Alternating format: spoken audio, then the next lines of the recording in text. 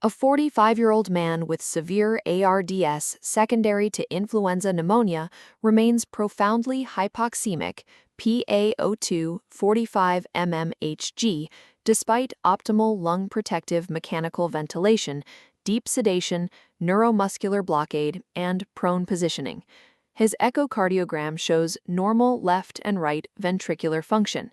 The decision is made to initiate extracorporeal life support.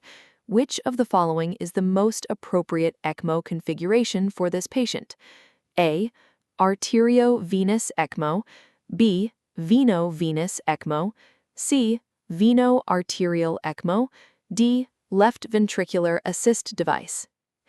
VV ECMO is the treatment of choice for isolated, severe refractory respiratory failure in ARDS. It provides gas exchange, oxygenation, and CO2 removal, but relies on the patient's native cardiac output to pump the oxygenated blood systemically.